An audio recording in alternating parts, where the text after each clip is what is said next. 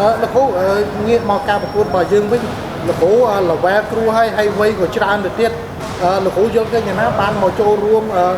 ចូលប៉ាសេឲ្យបងប្អូននៅខាងម្ដងមានជ័យនេះលោកគ្រូយល់ឃើញយ៉ាងម៉េចដែរគ្រូបាទខ្ញុំគិតថាវ័យខ្ញុំឥឡូវនេះវា47ហើយតែខ្ញុំគិតថាកីឡាអីក៏ដោយឲ្យតែយើងថែសុខភាពបានល្អមិនគិតថាវ័យយើងប៉ុណ្ណាទេសម្រាប់ប៉ាសេយើងអាចលេងដល់អាយុ50ក៏បានតែសំខាន់គឺយើងថែសុខភាពកាយសម្បទាយើងឲ្យមាំមួនឲ្យបានល្អយើងចេះថារក្សាសុខភាពយើងដើម្បីលេងខ្ញុំគិតថាខ្ញុំ47ខ្ញុំនៅរត់បានខ្ញុំនៅលេងបានតែគ្រាន់តែឥឡូវវារៀងជ្រាយជង្គង់បន្តិចតែបើពីឆ្នាំទៅមួយខ្ញុំលើកនៅលេងបានខ្ញុំមកដល់មួយរយៈនេះខ្ញុំមានបញ្ហាជង្គង់តែខ្ញុំអាចនៅរត់លេងបានគាត់ថាមិនថា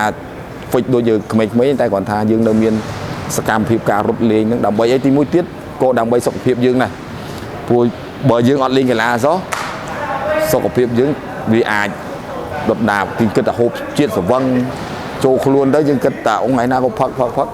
ជាតិស្វឹងវាអត់ងាកមកកីឡាក៏ពិបាកដែរកីឡាជួយយើងបានច្រើនពាក់ព័ន្ធសុខភាពបាទបើនិយាយទៅក្រុមដ៏មានជ័យពួកគាត់សិតតែជាកូនសិស្សនៅសាលាអង់គ្លេសហើយមានកូនសិស្សខ្លះគាត់អានិកជនខ្មែរគណិតជនខ្មែរដែលក៏ឲ្យគាត់ចូលរួមនេះជាពិសេសគឺចង់បំផុសឲ្យគាត់យល់ថាការប្រកួតថ្នាក់ពានរង្វាន់ធំតំណាងនៅកម្ពុជាយើងតើគេរៀបចំយ៉ាងម៉េចហើយគេលេងនៅក្នុងបច្ចុប្បន្នយ៉ាងម៉េចដើម្បីឲ្យគាត់យល់កាន់តែច្បាស់ហើយពេលដែលគាត់ទៅវិញគាត់អាចបំផុសក្រុមយុវជនគាត់លេងងាកមកលេងបាល់ទះកាន់តែច្រើនដើម្បីគាត់ងាកមកឲ្យពួកគាត់ខ្ពស់សិន1.87 88 89អញ្ចឹងគាត់អាចងាកទៅរកធីមឬក៏គាត់អាចចេញជាមានបង្កើតជាធីមរបស់គាត់ទៅដើម្បី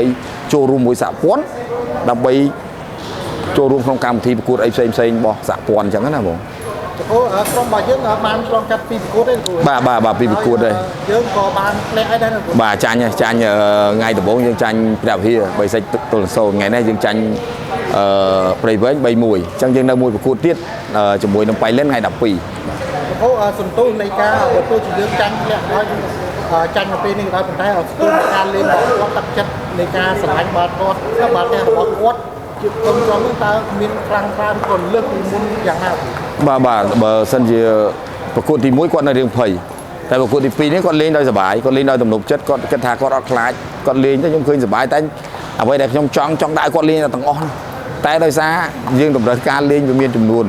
អញ្ចឹងយើងដោះដូរវាអត់កើតហើយណាមួយបាល់វាពងអត្តគ្នាអត្តដល់ពេលអញ្ចឹងយើង